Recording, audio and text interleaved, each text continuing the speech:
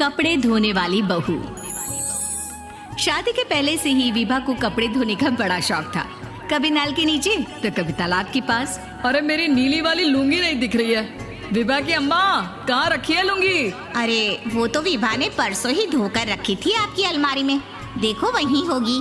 वो ना मैंने आज धो दी, मुझे लगा कि गंदी हो गई होगी। अरे कैसे गंदी हो गई थी? उसे तो मैंने पहना भी नहीं। हे भगवान, इस लड़की के कपड़े धोने की आदत से परेशान हो गया हूँ मैं। जितना तो घर में राशन नहीं आता उससे कहीं ज्यादा डिटर्जेंट पाउडर का खर्चा है। इसकी शादी करवा दो, शादी जाए अपने घर में ही करे काम, फिर चाहे घर के कपड़े धोने हो या पूरे गांव के। हाँ ठीक बोल रही हूँ, देखता हूँ मैं कोई लड़का। वो दिन भी आ जाता है जब विभा को देखने लड़के वाले आ जाते हैं। लड़की मुझे अच्छी लगी। होने वाली सास कहती है, बेटी अगर कुछ पूछना है तो पूछ लो।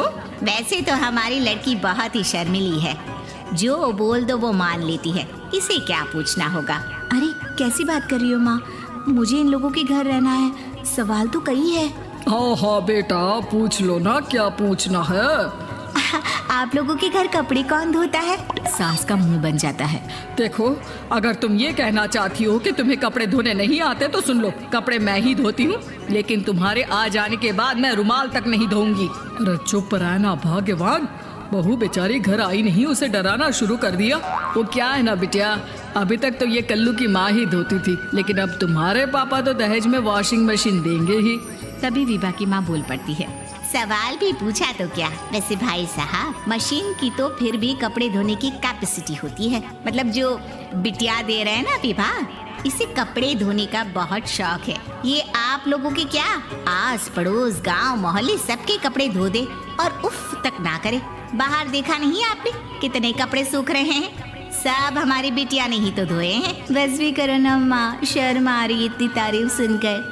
और तो और एक दाग निकाल कर दिखाओ तो मान जाओ। हाँ अच्छा माफ करना बेटा, मैंने गलत समझा, हमें तो रिश्ता बहुत पसंद है। और ऐसे जुड़ जाता है रिश्ता कपड़े धोने का शौक रखने वाली विभा का। उसकी शादी हो जाती है कोयला फैक्ट्री में काम करने वाले कल्लू के साथ। शादी के बाद अचानक विभा चिल्लाती हुई सास के पास आती है। सासू माँ, अरे सासू माँ कहाँ है आप? ये तो धोखा है, धोखा दिया आप लोगों ने मुझे। इसे ससुर के चक्कर के बारे में पता चल गया। अरे तो उसमें तुझे क्यों धोखा मिला है? अरे नल में पानी नहीं आता, कपड़े कैसे कब धुलेंगे? अच्छा तू पानी नहीं आ रहा उसकी बात कर रही है। तो आपने क्या सोचा? कुछ नहीं।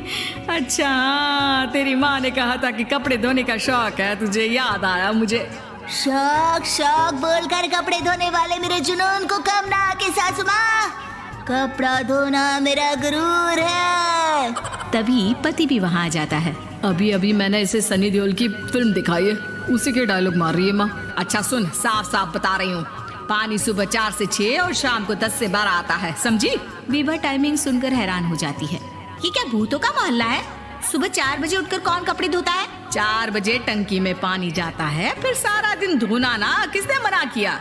अरे कैसे बात कर रही है, 200 लीटर की टंकी में कितने कपड़े धो लूंगी मैं, सुबह ही उठ जाऊंगी मैं। अब क्या था, विभा सुबह 4 से लेकर रात के 12 बजे तक कपड़े ही धोती रहती। एक रोज सास पड़ोस से निकलकर कहीं जा रही होती है कि साथ वाली कहती है, हाँ कल्लू की माँ, जरा ये बताओ कि 2 साड़ी है, 2 ब्लाउज और एक पेटीकोट और एक नाड़े वाला लंबा कच्छा। हाँ तो? अरे तो क्या, कितना लोगी धुलाई ये बताओ। धोबन दिख रहा है हम क्या? हमारे पति सरकारी नौकरी से अभी रिटायर हुए हैं और बेटा सुपरवाइजर है कोयला फैक्ट्री में। धोबन समझ रखा है हमें? हाय रे कल्लू की अम्मा, माफ कर दो, वो तो मोहल्ले में यही सब बता रहे थे कि तुमने बहू को कपड़ा धुलवाने के काम में लगा दिया है। सास को पड़ोसन की बात सुनकर गुस्सा आ जाता है। वो घर पहुंचती है जहां घर के बाहर ही इतने सारे कपड़े सूख रहे होते हैं जितने कि किसी धोबन के घर पर। अरे ओ कल्लू की दुल्हन, बाहर निकल। माँ जी यहीं आ जाओ, बाथरूम में चादर धो रहे हैं हम। अरे अभी हम धोते हैं, तुमको बाहर निकलो। ये आस पड़ोस वाले बोल रहे हैं कि हम बहू से कपड़े धुलवा कर उसे कपड़ा धोने वाली बना दिए हैं। अरे छोड़ो ना माँ जी, किन लोगों की बातों में आती हो। आस पास के लोगों का तो काम ही होता है कि वो किसी तरह सास बहू को लड़ा दे। बहू सारे घर के कपड़े धोती है, ये क्या कम है? बोलिए। सास को भी लग जाता है कि वो बहू का ये सनकीपन नहीं छुड़वा सकती, इससे अच्छा है कि खुद ही चुप हो जाए। एक रोज सास और बहू मंदिर जाते हैं, जहाँ सास की साड़ी वहाँ खड़ी भीख मांगने वाली से मिलती है। माँ जी क्या बात है?